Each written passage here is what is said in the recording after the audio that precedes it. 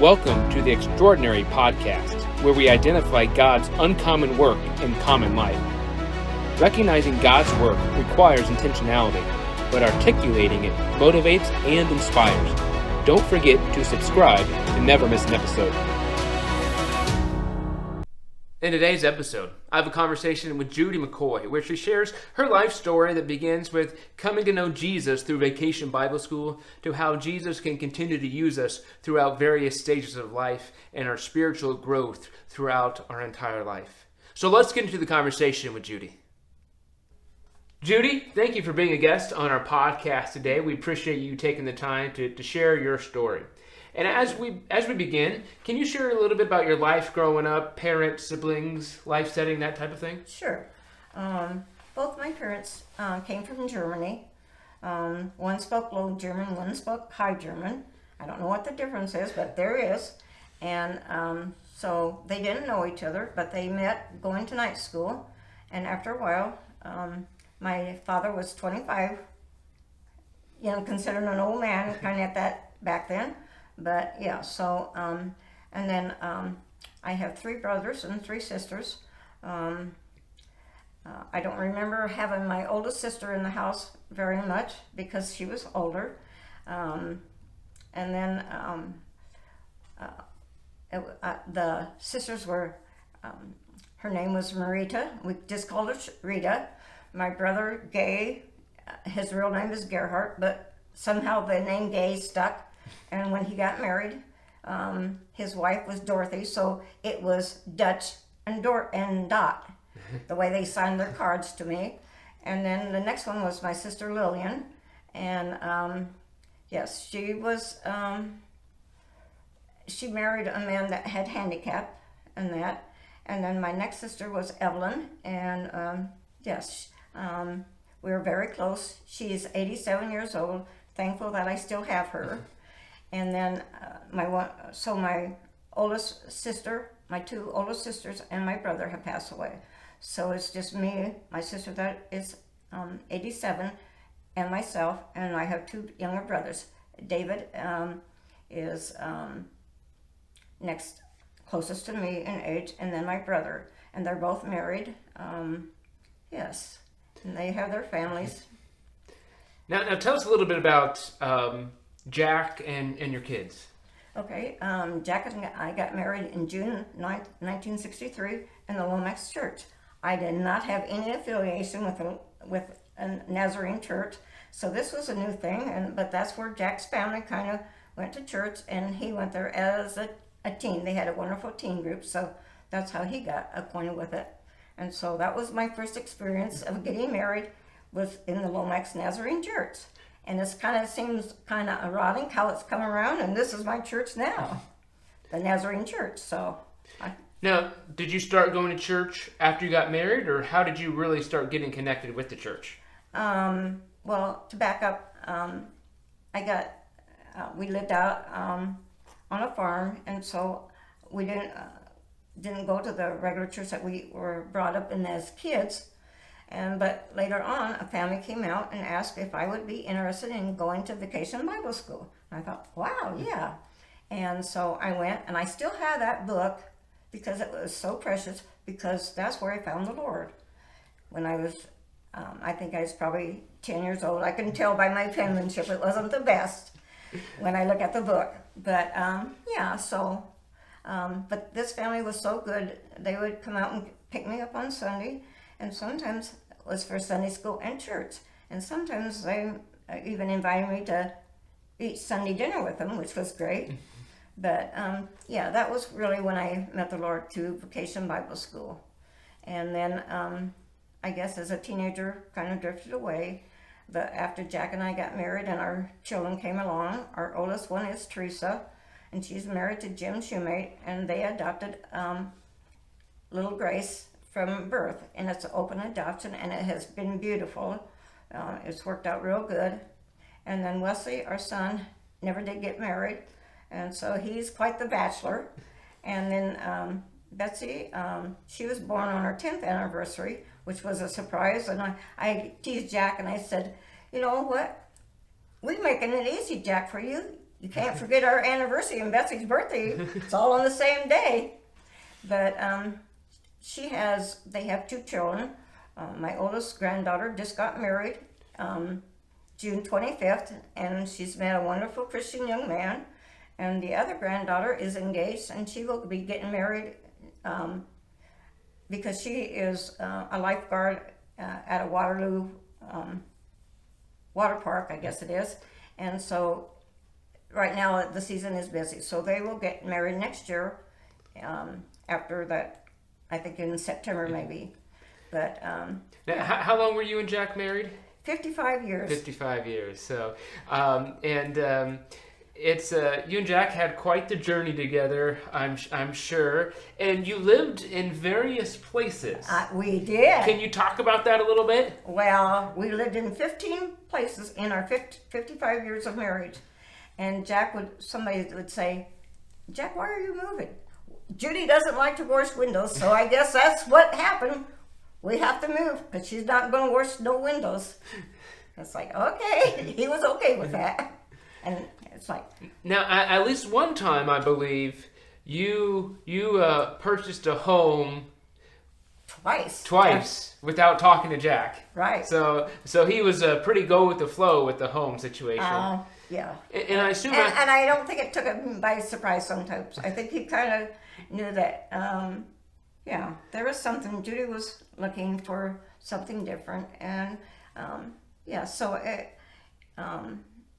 after he realized, where we were going to move and that, he was very happy. So, but he did not know anything that some of them he hadn't even walked in through the house until we had the key to the new house. It's like, okay. So if someone needs some real estate expertise, they should probably go to you, shouldn't they? No, I don't want to give that advice. But you've had an interesting journey. Lived in, you said 15 homes in your 55 years of marriage. Yeah. So that's you got pretty efficient at packing, I'm sure. Oh, yes. And Jack knew how to pack the truck too. Yeah. And Jack worked at Case, I believe, correct? Yeah. And retired from there, and so 55 years of marriage is. A long time, but it's never long enough, I'm sure. Right. I'm sure. Yeah. So. I'm thankful for the memories that we have of some of the things that we have done, and they are very precious now, and I thank God that we were able to do those things. Yeah. Now, part of the adventure that you and Jack had is you fostered some children, which led you on a journey of forgiveness. Yes. Could you share about that a little bit? Yes, there was 4 children that were taken away from their parents. 2 of them was a boy and a girl, and it just so happened that they went to a Nazarene church in Macomb, so they took the 2 boys, and Jack and I had a little girl. She was 6.5, and a baby that was 10 weeks old at the time. And but through that process, we learned that both her and her brother had been abused. And so this brought back memories for me that I was abused too. And so I could relate to her. And during that time, God was dealing with me. Judy, you need to let go of that. It's been too long. You need to let go of it. And I am so thankful that I did, because the peace that came and it was just a lift off of it, where he says, Judy, you don't have to carry that burden no more. Give it to me. And I am so thankful that I did, and the peace that came with it. And the promise that he gave me at that time was, Judy, vengeance is mine, I will repay. And he was very faithful to that promise. So I thank him for that. And as we think about your experience, there are many people that experience deep wounds in their life, and to no fault of their own. Right. Do you have any words of encouragement for someone who is burdened by some type of deep wound? Yes. God says in his word, my yoke is easy. You don't have to carry that burden. And it's so a wonderful release. and that he does care, and he does take care of that, and gives a healing and a peace that happens. So, yes. That's profound. I think sometimes we make it overly complicated. Jesus does say that my burden is light, and he can help us with whatever we're going through. Oh, yes. Big or small. Right. There's nothing too big for God. There's nothing too small for God. We can take it to him, and through Jesus, we can be free for whatever burdens us. Oh, yeah. But over the years, Jesus has proven faithful to you. Could you share about what that means for you in your life? Yes. Jack was showing that he had dementia or Alzheimer's at the time. And both my girls had said to me, Mom, you have done a good job of taking care of Jack. But either he's going to get hurt, not because he was kind of like a dead weight. And one time he did fall, and he had an awful bruise on his arm. But so we had decided that let's go sign up for getting some help through the state, and it's Medicare program, and they have to have a lot of information on your finances, and you have to meet their goals.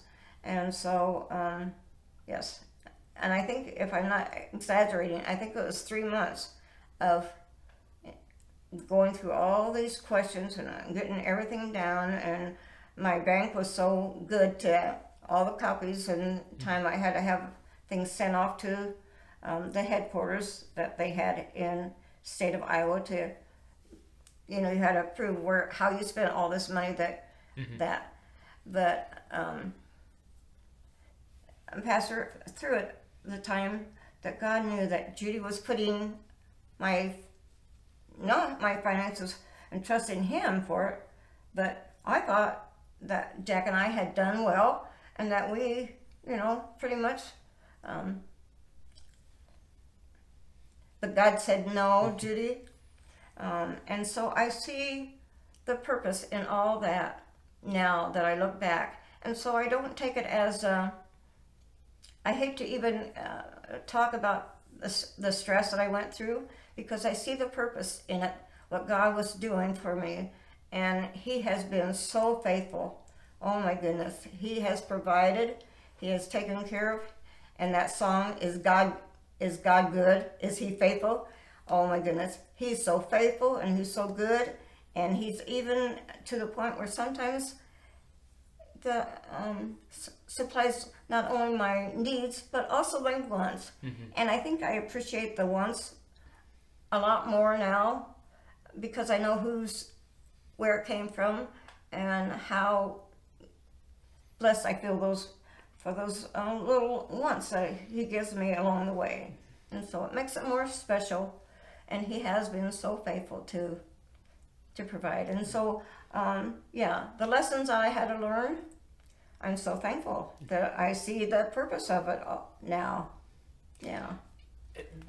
You made a small comment there that I want to make sure we don't miss over.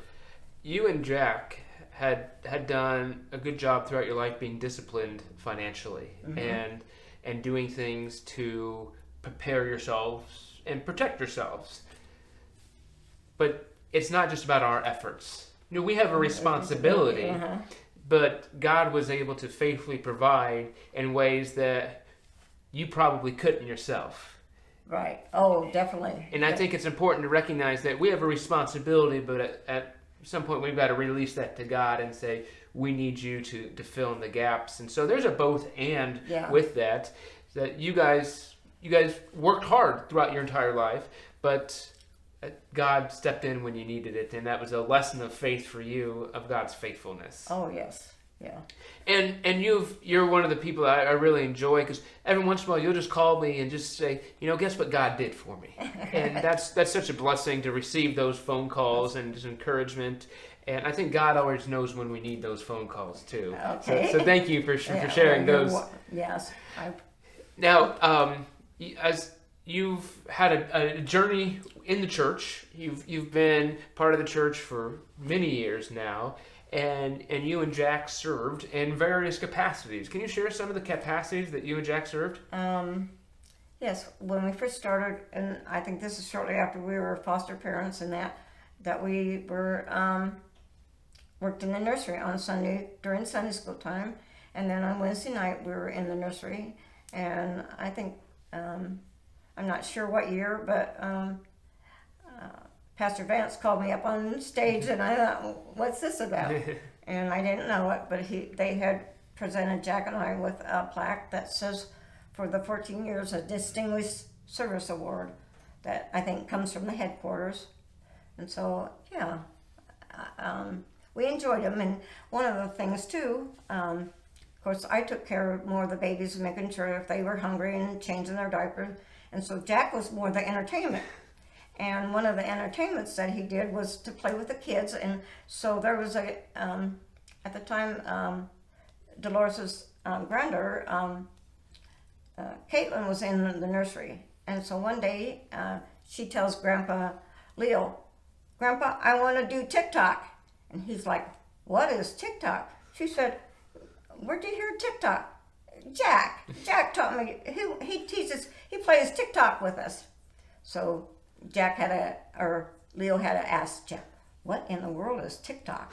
And so it was where he would swing them back and forth like a clock, a pendulum on the clock. And so he would swing them back and forth. And at the time, we probably had like 3 or 4 little ones that were same age. And so they would stand in line and take their turn and get in line again and wait for their turn again. But that's what it was. He enjoyed the entertaining, and so, yeah. Yeah, that's great. 14 years in the nursery, you said. Uh-huh. That's a long time, and it's fun to have those stories of those who are in the nursery now that they're grown, Yes, and yeah. just to have that special connection with them, and shows one of the kind of the intergenerational parts of the church of you don't have to be the same age to have connections with people, and having the generational connections is highly beneficial and just great memories, to say the least. Oh, yes. Now, as you've been part of the church for a long time now, you're kind of at a different stage of life. You're no longer helping in the nursery. And how would you say God is using you? I've been helping with a Shared Blessing. I really enjoy that. We have Tell us about Shared Blessings. What is Shared Blessings? our clothes ministry. On the second Saturday of the month, we give clothes away. We don't ask any financial questions. They're just welcome to come in, and yes, and the lady that is in charge, her and her husband, they're clean. We make sure that when we sort them out, that there's no broken zippers or anything like that. So I feel like we've given the clothes away that are useful and good, and that. And yes, I just really enjoy doing it. I guess I have had my job of putting out the shoes and that in that little corner, and so I guess I've kind of been assigned to putting out the shoes, Judy. So, but then I just started lately helping in the food pantry, and so we are giving more. We've contacted some people, and so we're filling more baskets than food that we did before. So yes, I enjoy that, and so this is last time was the first time to deliver it over to an Autumn Heights, and so yes, and the different ones, and then some of them even come here to the church to get their food. And I think it's really a blessing. There's a lot of people that are unemployed right now. People are on strike or just need an extra thing to help them through the end of the month. And so I feel really blessed about that. And then I also enjoy the corn ministry. I used to help with the bags of making sure that our sacks that we were using were good sacks, didn't have any holes in it. And so that was fun, but this past year, I think we have bought our The bag. They were donated. Oh, they were donating. Well, that's even better. So yes, that's a. And so I've been sorting corn or bagging, sacking up the corn, and I enjoy it. It doesn't bother me to stand on the cement. What's great about these three ministries that you've talked about, Share Blessings, Love Thy Neighbor, and the Corn Ministry, is those three ministries have nothing to do with inwardly focused things. These are about serving those outside of our church. All the corn money goes to missions. The food pantry and the clothing ministry about serving anyone who has a need. But part of why I asked that question of how is God using you is we have different stages of life, and there were times where the nursery was a great place for you to serve, and I think you still could serve in the nursery, but maybe that's not my decision. But God has moved you to a new place. Regardless of where we are in our stage of life, God can use us. Oh, yes. And so I want to say thank you for your service and for your commitment to Jesus to allow yourself to be used and however Jesus has called us. So I want to say thank you for that. Well, I appreciate that, but yes, it's something that I feel like as long as I am able, and He's given me the strength, and so yes.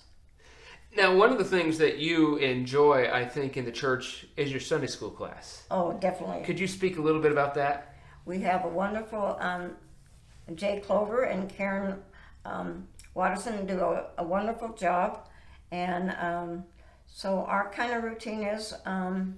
We share our prayer requests, and then we share answers to prayer.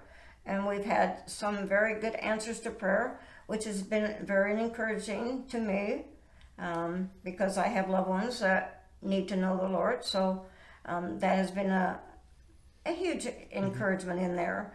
And then we even sing one hymn, usually, and and so we know, most of us know the words to the song, but it's good we still bring out the hymn books. And do you have a favorite hymn that comes to mind right now? I'm putting you on the spot. Yeah, sure. Trust and Obey, I guess. For there's no other way. Yeah. And I'm learning that even more all the time, so yes. Yeah. So, and part of why I asked you about your Sunday school class is everyone who attends that class loves it, very connected. There's a great community that you guys have of support, encouragement, and also sharpening one another. And so I just wanted to mention that and give you an opportunity to share about it today. And I think our class would even welcome younger that are not our age. But for myself, I feel like I could learn from the younger people some things that they have went through that I'm not too old not to learn from them. And so if anybody wants to check us out, we welcome them. Well, that's great. Yeah, not an exclusive group. No, we're not. Welcome others, that's for sure. So, well, is there anything else that you'd like to share today? I know you've been thinking about this and you wrote some things down, but I want to make sure that I didn't cut you off anywhere. Well, the one thing too was one day I felt like the Lord was telling me about a telephone company that we used to have, and when it got feasible, they would give you a check back, like capital improvement, I guess it would be. And so the last one, when Jack was alive, I think it was like $38.